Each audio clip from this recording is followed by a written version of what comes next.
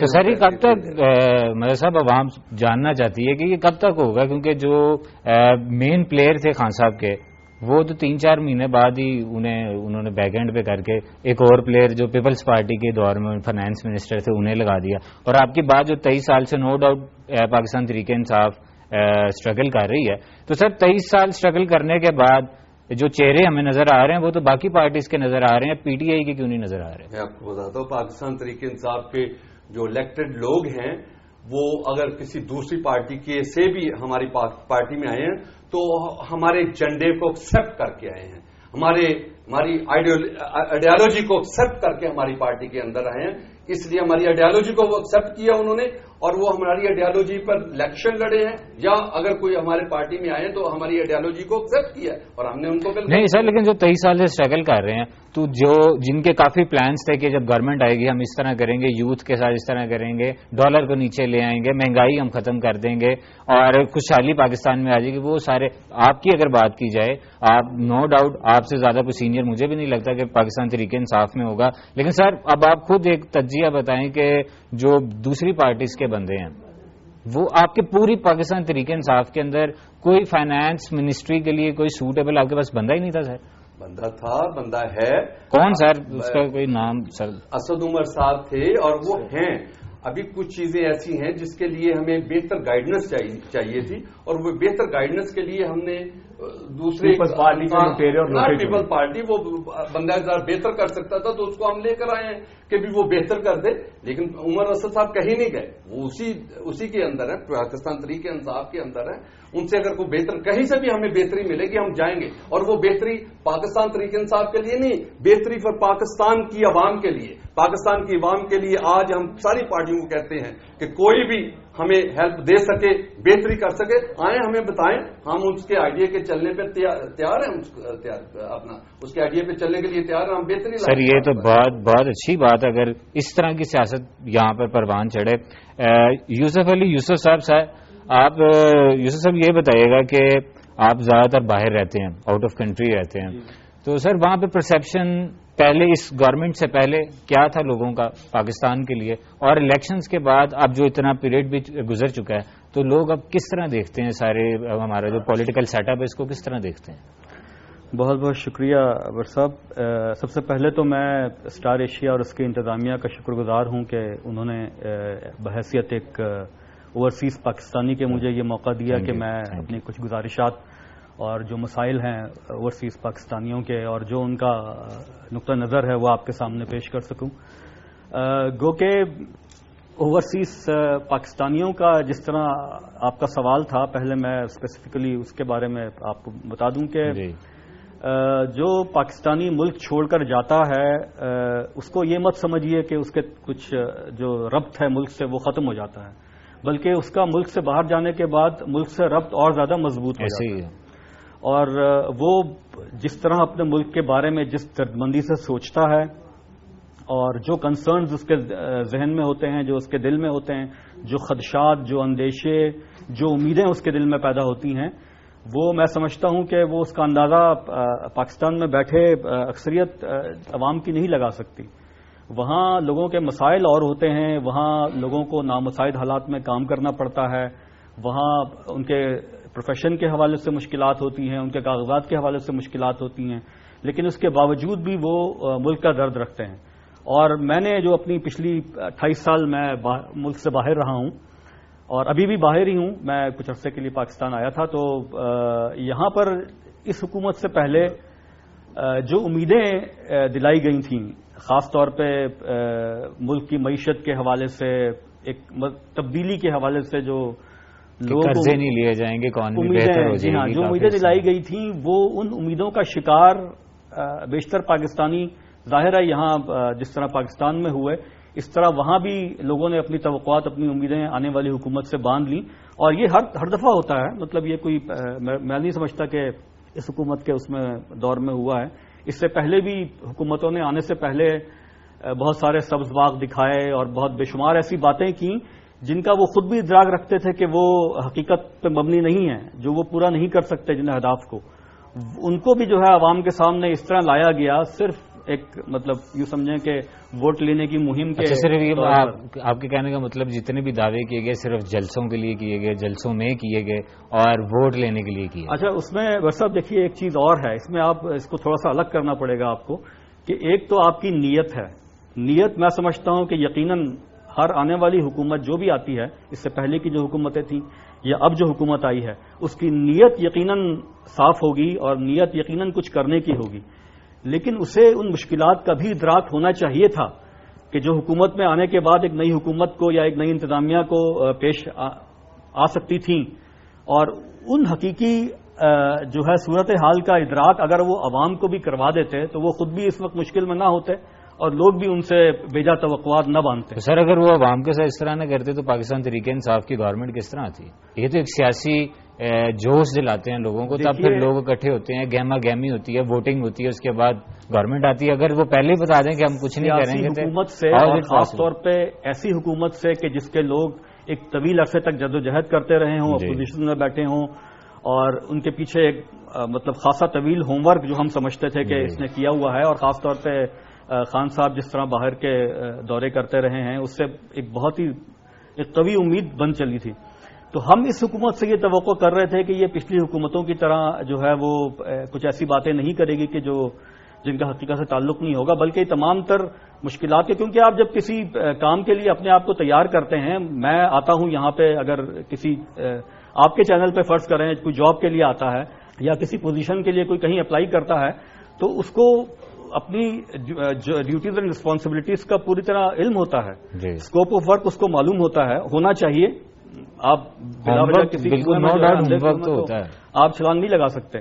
تو آپ کو ان تمام مشکلات کا ادراک ہونا چاہیے تھا، اور آپ کے پاس ان کا حل موجود ہونا چاہیے تھا پہلے سے، اور آپ کے پاس پوری تیاری ہونی چاہیے تھی کہ آپ ان مشکلات سے کس طرح نبرد آزما ہوں گے. ظاہر ہے پاکستان کی معیشت بھی آسان نہیں ہے، پاکستان کے سیاسی حالات بھی آسان نہیں ہیں، پاکستان کی ایک عمومی صورتحال جو خطے کے لحاظ سے ہے وہ بھی آسان نہیں ہے. تو نئی آنے والی حکومت کو خاص طور پہ اوورسیز پاکستانی جو ہیں وہ اپنی اپنی جگہ، چاہے اس کا تعلق کسی بھی پارٹی سے ہو، وہ یہ توقع کر رہے تھے، اور اس کے علاوہ مجھ جیسے جو نیوٹرل لوگ ہیں جس کا تعلق اسپیسیفکلی کسی بھی پارٹی سے نہیں ہے، وہ سب یہ توقع کر رہے تھے کہ یہ امیدیں برابر ہوں گی، اور اس بار جو ہے وہ ہمیں حقیقی طور پہ، حقیقی معنوں میں پاکستان کی ترقی، پاکستان کی خوشحالی اور پاکستان کو ایک نئی منزل تک پہنچانے کا جو خواب تھا ہمارا، وہ باقی تمام پاکستانیوں کی طرح اوورسیز پاکستانی بھی اسی طلسم میں مبتلا تھے. پاکستان کی تاریخ میں کبھی بھی اتنا قرضہ نہیں لیا گیا، کبھی ملک اتنا مقروض نہیں جتنا آج ہے. یہ آپ کو اسد عمر اسٹیٹسٹکس کے ساتھ بتائیں گے کہ کتنا قرضہ لیا گیا، مشرف کے دور میں کتنا تھا، آصف زرداری کے دور میں کتنا تھا، اور آج کتنا ہے. جو اسحاق ڈار ہیں، میں ان کو پاکستان کا ایک بڑی زبردست کتاب نکلی تھی، اور مہاتر محمد نے آج سے پتہ نہیں کوئی 14 سال پہلے مجھے کہا تھا پڑھنے کو، وہ تھا کہ کنفیشنز آف این اکنامک ہٹ مین. وہ بتایا گیا تھا کہ کیسے قوموں کو غلام بنایا جاتا ہے. پہلے ان کو مقروض کیا جاتا ہے اور پتہ ہوتا ہے کہ وہ قوم قرضے واپس نہیں کر سکتی. اس کے بعد دوسرا کہ پاکستان کی جو ایکسپورٹس ہیں وہ کولیپس کر گئی ہیں. ساری جو اب باقی ہمارے ساتھ ہندوستان ہے، بنگلہ دیش ہے اسی برِ صغیر میں، ان کی ایکسپورٹس بڑھتی جا رہی ہیں. ہندوستان کی تھوڑی سلو ہوئی ہے، بنگلہ دیش کی بڑھتی جا رہی ہیں. پاکستان کی 4 سال پہلے کیا ایکسپورٹس تھی اور آج کیا ہے، اس سے پتہ چلتا ہے کہ پاکستان کتنے خطرناک اب جس راستے پہ جا رہا ہے یہ اتنا خطرناک ہے پاکستان کے لیے. جس طرح ہم قرضے، ہماری امپورٹ اور ایکسپورٹ کے اندر جو اب ڈیفیسٹ ہے وہ تاریخی ہے، کبھی بھی پاکستان کی تاریخ میں اتنا زیادہ ڈیفیسٹ نہیں تھا. تو یہ جو ہم قرضے لے رہے ہیں اور سب سے زیادہ یہ جو قرضوں میں جو انہوں نے انکریز کیا ہے وہ ہے بیرونی قرضہ. تو بیرونی قرضہ واپس کیسے کرنا ہے جب ایک امپورٹ اور ایکسپورٹ میں اتنا بڑا $30 ارب کا گیپ آ جاتا ہے. تیسری چیز انویسٹمنٹ. نواز شریف نے کتنے دورے کیے باہر کے ممالک کے، آپ خرچہ دیکھ لیں، میرے خیال میں 27 لاکھ دن کا ان کا بجٹ تھا بیرون ملک دوروں کا. یہ دورے کیوں کر رہے تھے؟ ہمیں بتایا جا رہا تھا انویسٹمنٹ لانے کے لیے پاکستان کی تاریخ میں سب سے کم انویسٹمنٹ آئی ہے. آصف زرداری کے دور میں زیادہ انویسٹمنٹ تھی, مشرف کے دور میں بہت زیادہ انویسٹمنٹ تھی, یہ بھی آپ کو فگر سے بتائیں گے. تو یہ اتنی کم انویسٹمنٹ کبھی پاکستان کی تاریخ میں نہیں آئی. کیا وجہ ہے اس کی؟ کیا وجہ ہے؟ کیوں یہ تو بڑے بزنس مین ہیں, یہ تو دورے بھی کیے, کیوں نہیں انویسٹمنٹ آ رہی؟ اس کی سب سے بڑی وجہ کرپشن ہے. سب سے بڑی وجہ ہے ان کی کرپشن.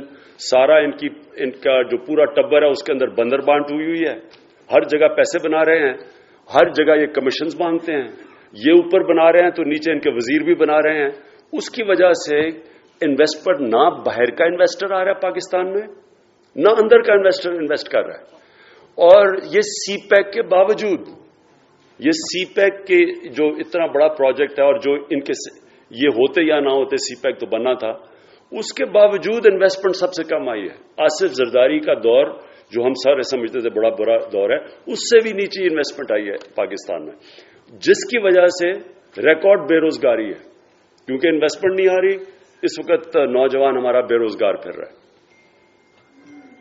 چوتھی چیز انہوں نے کہا جناب ہم بجلی, آپ نے سنا ہی ہوگا شہباز شریف کو کہ اس کا نام بدل دیں, اگر 6 مہینے میں نہ آئے, 2 سال میں نہ آئے, 4 سال میں نہ آئے. یہ اس وقت پاکستان کی, یہ بھی آپ کو اسد عمر گورنمنٹ کی فگر سے بتائیں گے کہ سب سے زیادہ پاور کا شارٹ فال ہے اس وقت, سب سے زیادہ ڈیفیسٹ ہے پاور کا. اور جو سرکولر ڈیٹ ہے, گردشی قرضے ہیں, وہ ہم سمجھتے تھے کہ پیپلز پارٹی کے بہت زیادہ ہیں, 480 ارب روپیہ چھوڑ کے گئے تھے وہ سرکولر ڈیٹ, اور وہ آتے ساتھ ہی 1 ہفتے میں دے دی تھی. اور اس کے اوپر جب بھی انویسٹیگیشن ہوگی تو پتہ چلے گا کہ اس میں کتنا پیسہ کس کی جیب میں گیا. لیکن انہوں نے اس سے بھی زیادہ سرکولر ڈیٹ بڑھ رہی ہے, اور یہ یعنی ان کے جب 5 سال میں اس سے زیادہ سرکولر ڈیٹ ہو جائے گی. تو سوال یہ ہے کہ بجلی کی قیمت تقریباً دگنی کر دی ہے. 40% بجلی بنتی ہے تیل سے, تیل کی قیمت آدھی ہو گئی ہے. تو یہ کیسے ہو گیا کہ پھر سے اتنی زیادہ سرکولر ڈیٹ بڑھ گئی ہے؟ 5ویں ایگریکلچر. کبھی بھی کسانوں کا اتنا برا حال نہیں تھا پاکستان میں جتنا آج ہے.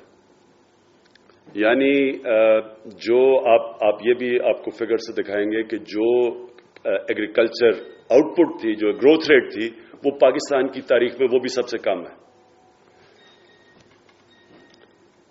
6ٹھی, اور یہ بھی بڑی امپورٹنٹ ہے کہ ساگدار بار بار کہتے رہے جی میں نے بڑے ٹیکس ریونیو بڑھا دیا. ٹیکس ریونیو بڑھا کیسے ہے؟ بجلی کے اوپر اور گیس کے اوپر جو انہوں نے ٹیکسز لگائے ہیں, اس سے ٹیکس ریونیو تو بڑھ گیا ہے انڈائریکٹ ٹیکسز سے. پاکستان کی تاریخ میں سب سے زیادہ انڈائریکٹ ٹیکسز ہیں. جو ڈائریکٹ ٹیکس یعنی جو پیسے والوں سے ٹیکس لیتے ہیں وہ تھوڑا 9% سے نیچے آ گیا ہے. جو انڈائریکٹ ٹیکس ہے یعنی جو مہنگائی کر کے عوام پہ مہنگائی کر کے قیمتیں بڑھا کے جو ٹیکس لینا ہے, وہ تاریخی بڑھایا انہوں نے, جس کی وجہ سے آپ جب دیکھیں گے بعد میں آپ کو بتائیں گے ایکسپورٹس کیوں نیچے گئی ہیں. کیونکہ بنگلہ دیش کی بجلی کتنے کی ہے, ہندوستان کے کتنے کی ہے, اور پاکستان کی کہاں پہنچ گئی ہے بجلی اور گیس. کیوں بڑھ گئی ہے؟ کیونکہ اس کے اوپر ٹیکسز لگائے ہیں. کیوں ٹیکسز لگاتے ہیں؟ یوٹیلیٹیز کے اوپر, جس سے قیمتیں بڑھتی ہیں, جس سے ہماری ایکسپورٹس گرتی ہیں. کیونکہ یہ پیسے والے لوگوں سے ٹیکس نہیں لے سکتے. پیسے والے لوگوں سے کیوں نہیں ٹیکس لے سکتے؟ کیونکہ FBR کے اوپر انہوں نے کرپٹ آدمی بٹھایا ہوا ہے اپنے ٹیکسز بچانے کے لیے, جو ان کے کاغذات ٹھیک کر رہا تھا. جب آپ کرپٹ آدمی کو FBR کے اوپر بٹھاتے ہیں جس کا کام ہوتا ہے بڑے بڑے ڈاکوؤں کے اور شریف خاندان کا ان کے ٹیکس کے پیپر ٹھیک کرنا ہے, تو اس کا نتیجہ یہ ہوتا ہے کہ وہ باقی بھی ٹیکس نہیں اکٹھا کر سکتا, اور بھی پیسے والے طاقتور لوگ بچ جاتے ہیں. ہمیں پتا ہے کہ یہ وہ جو پچھلا والا FBR کا چیئرمین تھا, ہر مہینے کروڑوں روپیہ بھجواتا تھا دبئی, یہاں سے جو یہ رشوت اکٹھی کرتا تھا. تو جب کرپٹ لوگوں کو اوپر اداروں کے اوپر لے کے آتے ہیں, اس کا نتیجہ یہ ہوتا ہے کہ وہ کامیاب نہیں ہوتے, اپنے بھی ٹیکس بچا لیتے ہیں, اور پھر اس کا نتیجہ یہ ہوتا ہے کہ وہ دوسرے بھی طاقتور لوگوں کو ٹیکس نہیں کر سکتے. لہذا کون ٹیکس کون پیسے دیتا ہے؟ عوام دیتی ہے. کیسے؟ مہنگائی کر کے. اس سے کیا ہو رہا ہے؟ چھوٹا سا طبقہ امیر ہو رہا ہے اور عوام پستی جا رہی ہے, غربت بڑھتی جا رہی ہے, مڈل کلاس سکویز ہوتی جا رہی ہے. اور جو 7واں پوائنٹ, ہمیں ساری پچھلی الیکشن کے اندر 2013 میں بتایا گیا کہ جناب کتنے تجربہ کار یہ ہیں, یہ بزنس فرینڈلی ہیں, ان کو پتہ ہے ملک کیسے چلانا ہے, ان کو پتہ ہے کہ ماحول کیسے بنانا ہے انویسٹمنٹ کے لیے, ان کو پتہ ہے کہ گورنمنٹ کارپوریشنز کیسے چلانی ہے. جو لاسز ہو رہے ہیں, جو خسارہ ہو رہا ہے گورنمنٹ کارپوریشنز میں, وہ بھی تاریخی ہے. اسٹیل مل بند ہوئی ہے, پی آئی اے کے لاسز دیکھ لیں, وپڈا کے لاسز دیکھ لیں. یعنی جو گورنمنٹ کارپوریشنز تھے, اگر یہ اتنے تجربہ کار تھے تو ان کی کم از کم پرفارمنس اچھی کرتے, ان کی لاسز کم کرتے. ان کی آصف زرداری کے دور سے زیادہ لاسز ہو گئی ہیں. وہی اسٹیل مل جو مشرف کے دور میں 8 ارب روپے کی سرپلس چھوڑ کے گئی تھی, وہ پہلے آصف زرداری کے دور میں ختم کیا گیا, اس میں سے کرپشن کر کے, اور اب اس دور میں وہ بالکل ہی بند کر کے رکھ دی ہے. تو یہ 7 پوائنٹس کے اوپر یہ اسد الیبوریٹ کریں گے. میں یہ سوال پوچھتا ہوں کہ میاں نواز شریف بار بار کہتے تھے کہ میں نے اتنی زبردست اکانومی چھوڑ کے گئی, ہم نے اتنی زیادہ اس ملک میں ترقی کروائی. مجھے یہ بتا دیں کہ یہ کون سی ترقی کروائی ہے انہوں نے کہ ملک کو مقروض کر دیا ہے, ایکسپورٹس گر گئی ہیں, انویسٹمنٹ آ نہیں رہی, ڈائریکٹ ٹیکسیشن ہو نہیں رہی. تو ملک نے ترقی کیسے کی ہے؟ دولت کیسے بنتی ہے؟ دولت بنتی ہے جب آپ ملک کے اندر چیزیں ایکسپورٹ کرتے ہیں, دولت بنتی ہے جب انویسٹمنٹ آپ کے ملک میں آتی ہے. یہ کون سی انہوں نے جادو کیا کہ نہ انویسٹمنٹ آ رہی ہے, نہ ڈائریکٹ ٹیکسیشن بڑھ رہی ہے, نہ اس ملک کے اندر ایکسپورٹس بڑھ رہی ہیں, لیکن یہ کہہ رہے ہیں جی بڑی ترقی ہو رہی ہے پاکستان میں. اور ترقی کیا ہو رہی ہے؟ وہ سی پیک آ گیا. سی پیک کا بھی, سی پیک ایک بڑی اپرچونٹی ہے پاکستان کے لیے, لیکن اس اپرچونٹی سے فائدہ اٹھانے کے لیے وہ جو انگریزی کا ورڈ ہے put your house in order, اپنا ملک تو ٹھیک کرو, اپنی گورننس سسٹم ٹھیک کرو گے تو اس کا فائدہ ہوگا. جس لیول کی یہ کرپشن کر رہے ہیں, اور یہ ساری آپ کے سامنے آئے گی نظر کہ انہوں نے کس لیول کی کرپشن کی ہے. یہ جتنے بڑے بڑے میگا پروجیکٹس ہیں, میٹروز ہیں, یہ اورنج ٹرین ہے, ان کے جب کانٹریکٹس کھلیں گے, جس طرح وہ ملتان کا میٹرو کی بائی چانس وہ چائنا سے پتا چلا کہ جناب کوئی 2.25 ارب روپے کی کوئی کمیشن, کوئی انہوں نے پروفٹ بھیجا ہے. جوشی صاحب اب یہ بتائیے گا, مظہر صاحب نے یہ کہا کہ اگر ہمیں کوئی دوسری پارٹی اچھا مشورہ دیتی ہے, اچھی اوپینین دیتی ہے, تو ہم بالکل ان سے اوپینین لیں گے. یہ بہت بڑے دل کا مظاہرہ کیا انہوں نے. تو زرداری صاحب کے پاس نو ڈاؤٹ بہت ایکسپیرینس ہے سیاسی, کہ گورنمنٹ کو کس طرح چلانا ہے, پورا ٹائم 5 سال کس طرح کرنے ہیں. تو سر جہاں پر آپ کے باقی ممبرس, کافی ممبرس بلکہ پی ٹی آئی جوائن کر چکے ہیں, تو کیا زرداری صاحب بھی انہیں کوئی مشورہ دیں گے؟ آپ اس میں کوئی مسئلہ؟ یہ میری بہتر ہے کہ محترم وزیر اعظم جو ہے نا وہ جیل جائیں نا, جا کے بیٹھے ان کے ساتھ نیب والوں کے پاس, اور اس کو زرداری صاحب کو بھی وہاں بٹھائیں اور مفید مشورے لیں. بھائی یہ مفید مشورے کہاں لیں گے؟ یہ تو کسی اور کی ڈگر پہ چلے ہوئے ہیں, یہ پیچھے سے کچھ اور. سر کون ہے جو سر یہ بتائیں تو صرف عوام بھی جاننا چاہ رہی ہے. عوام کو کیا نہیں پتا کہ یہ سلیکشن کے ذریعے آئے ہیں؟ عوام کو نہیں پتا کہ بوٹوں والی سرکار ان کے پیچھے ہے؟ عوام کو کیا نہیں پتا کہ یہ عوام کی دلدل میں دسی جا رہی ہے؟ آپ دیکھیں ایک دن میں 2700 روپے سونے کا ریٹ بڑھ جاتا ہے, ایک دن میں ڈالر کا 8 روپے ریٹ بڑھ جاتا ہے. تو یہ کیا کر رہے ہیں؟ چینی کی قیمت انہوں نے ایک دن میں 3 روپے بڑھائی ہے. تو وہ تو کہتے ہیں سر یہ سارا آپ کی گورنمنٹ اور ہماری گورنمنٹ پہ نہیں ہے. محترم جنگیز ترین صاحب کو انہوں نے ریلیف دیا ہے, جو 24 ارب ان کے پیچھے لگائے تھے اس کے انہوں نے ان کو 62 ارب روپے دیے ہیں. انہوں نے تو یہاں پہ انویسٹمنٹ کی ہے. یہ تو اس ملک کو سمجھتے ہیں کہ تجارت کا مال ہے, یہ تو بیچارے لوٹنے آئے ہوئے ہیں. آپ ڈاکٹر یاسمین راشد کا دیکھ لیں, پوچھے گنگا رام کے جا کے ایم ایس سے کتنے پیسے مانگے گئے اس کے 1 مہینہ وہاں پہ نوکری کرنے کے لیے. کہے اگر آپ نے یہاں پہ ایم ایس رہنا ہے تو آپ کو 20 لاکھ روپے پے کرنے پڑیں گے. بٹ صاحب یہ بیچارے تو ملک بیچنے کے لیے, ملک بچانے کے لیے نہیں آئے ہوئے. مجھے بتائے کہ کہاں گئے وہ پیسے جو ملیشیا سے آئے ہیں, کہاں پیسے گئے وہ جو سعودیہ سے آئے ہیں, کہاں پیسے گئے جو ابو ظبی سے آئے ہیں, کہاں پیسے گئے وہ جو ترکی سے آئے ہیں. کون سا انہوں نے قرضہ اتارا ہے, کون سا انہوں نے تیر مارا ہے؟ بتاتے کیوں نہیں ہے؟ یہ حکومت کیوں خاموش ہے؟ آپ انہوں نے مانگنا کیوں بند کر دیا ہے؟ بجٹ آپ دیکھ لیں, جو باقی حکومتوں نے جو قرضے انہوں نے 5 سال میں لیے ہیں, 80% قرضے یہ 8 ماہ میں لے چکے ہیں. کیا یہ ملک کو کیا ریلیف دیں گے؟ غریب رول رہے ہیں، کسی کا کاروبار نہیں ہے، یہاں تک وہ ٹھیلے والا بیچارہ ٹھیلا نہیں لگا رہا، سبزی والا سبزی نہیں بیچ رہا، 120 روپے کے کریلے مل رہے ہیں، 80 روپے کا کلو پیاز مل رہا ہے، تو یہ لوگ کہاں، یہ جو کھانے کی چیزیں ان میں انہوں نے کہاں ریلیف دیا ہے؟ یہ قوم دشمن جو انہوں نے بجٹ دے دیا ہے، اس کو دیکھیں اسمبلی میں کیا ان کا حال ہوا ہے، آج پنجاب اسمبلی میں دیکھیں ان کا کیا حال ہوا ہے، اور دیکھیں وہ وقت زیادہ دور نہیں جب عوام خود ان کو بگائے گی. میں دوسرے لفظ تو ان کے لیے کچھ زیادہ استعمال نہیں کرنا چاہتا. یہ اپنی موت آپ مریں گے, آپ دیکھتے جائیے, ان کے لیے ایک سال یہاں پہ رہنا مشکل ہو جائے گا. یہ سیاسی موت ہوگی ان کی. صاحب جب زرداری صاحب ان کی گرفتاری ہوئی ہے تو اس وقت احتجاج بھی شروع ہو گئے, پروٹیسٹ ہر جگہ ہو رہے ہیں, آپ جیسے جتنے سینئر ممبرز ہیں سب کہہ رہے ہیں. تو سر جب انہوں نے پہاڑ گرا دیا پاکستان تحریک انصاف نے, یہ مہنگائی کا جب یہ بجٹ کا آیا تو عوام پس گئی, تو سر تب ہمیں کوئی نہیں, ہمیں احتجاج کرتے عوام باہر نہیں دکھاتے. آج کیا کیا ہم نے مہار روڈ پہ ساری جماعتوں نے جو پروٹیسٹ کیا ان کے خلاف اسمبلی ہال کے سامنے, وہ اس مہنگائی کے خلاف ہی تھا, کیا وہ زرداری کے خلاف تھا؟ تو سر یہ زرداری صاحب کی گرفتاری سے پہلے کیوں نہیں یہ پروٹیسٹ کیا؟ بجٹ آج آیا تو ہم 3 دن پہلے ہمیں پتا تھا کہ قیامت آنے والی ہے. قیامت آنے کے بعد بس پتا چلتا ہے کہ جب ظلم ہو جاتا ہے تب پتا چلتا ہے. اس سے پہلے ہمیں کوئی خواب تو نہیں آنی تھی کہ یہ مہنگائی کا کون سا بم گرانے والے ہیں. تو جو ہمیں یہ تو نظر آتا تھا کہ ڈالر کو انہوں نے پر لگائے ہوئے ہیں, خود ہی اس کی مطلب خریداری کر کے اور اس کو سیف کیے جا رہے ہیں. جب تمہارے میڈیا میں اور لوگوں نے سجیشن دیا کہ بھائی اس کو بینک میں اس کا لین دین کر دو, ڈالر لینے والا بھی اور دینے والا بھی بینک میں جائے, اور ساری جو پاکستان کی کرنسی ہے جو چل رہی ہے اس کو آپ چینج کر دیں تاکہ جو پیسہ لوگوں کے پاس سیف ہے, جو رشوت کا پیسہ, جو ڈاکے کا پیسہ, جو کالے دھندے کا پیسہ ہے وہ سامنے آ جائے. یہ کیوں نہیں کرتے, یہ کیوں نہیں اسٹینڈ لیتے؟ ابھی تو ان کی اپوزیشن بھی کمزور ہے اور باقی ساری طاقتیں بھی ان کے ساتھ ہیں, بیوروکریسی بھی ان کے ساتھ کھڑی ہے.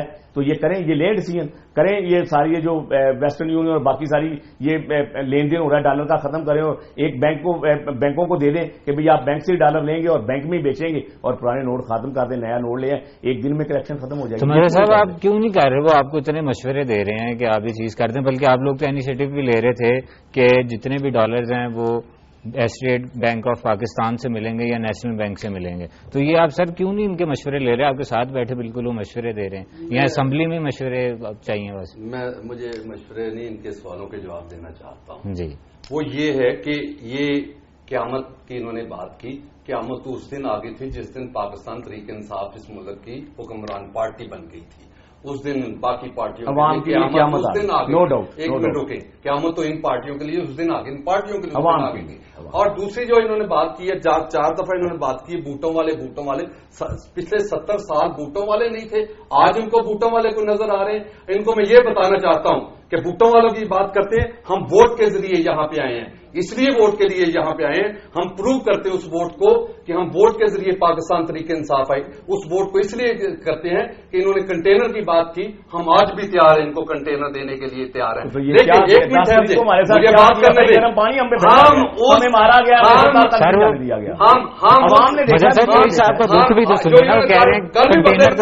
ہم 10 لوگوں کے لیے تو کنٹینر نہیں دیں گے. کل انہوں نے فیصلہ آباد اور ادھر گجرانوالہ میں جلوس نہ کر, میرے پاس ابھی پکچر ہے, 10 لوگوں سے زیادہ نہیں تھے. 10 لوگوں کے لیے ہم کنٹینر دیں گے. جلوس کے لیے جاتے ہیں, تماشے کے لیے نہیں جاتے, فلمیں بنانے کے لیے. ہم نے مار روڈ کو جام کر دیا تھا. ان کے پاس ووٹر ہی نہیں ہے, ان کے پاس عوام ہی نہیں ہے. عوام آج پاکستان تحریک انصاف کے ساتھ ہے, ان کو سپورٹ کر رہی ہے. ہم ان کا گن صاف کر رہے ہیں. جو انہوں نے گن صاف کیا, صفائی والا کام چھوڑنا, ملک کا کام کریں. یہ صفائی کام کرنا آپ کا جو قرضے لیے ہوئے, یہ صفائی والوں کا کام ہے. پچھلے 15 سالوں میں ریکارڈ نکال کے دیکھ لیں, پاکستان کی اکانومی نیچے گئی اور یہ 2 خاندان جو اکانومی ہے یہ اوپر گئی ہے. دونوں کی برتھ جو ہے 85% اوپر گئی ہے پچھلے 15 سالوں میں, اور پاکستان کی 85 نیچے گئی ہے. وہ پیسے کہاں سے آئے؟ پاکستان کے عوام غریب کیسے ہوئے؟ یہ 2 پارٹی امیر کیسے ہوئے؟ یہ پاکستان کے عوام کیسے ہوئے؟ پیسے کدھر گئے؟ پیسوں کا ہم حساب لے رہے ہیں.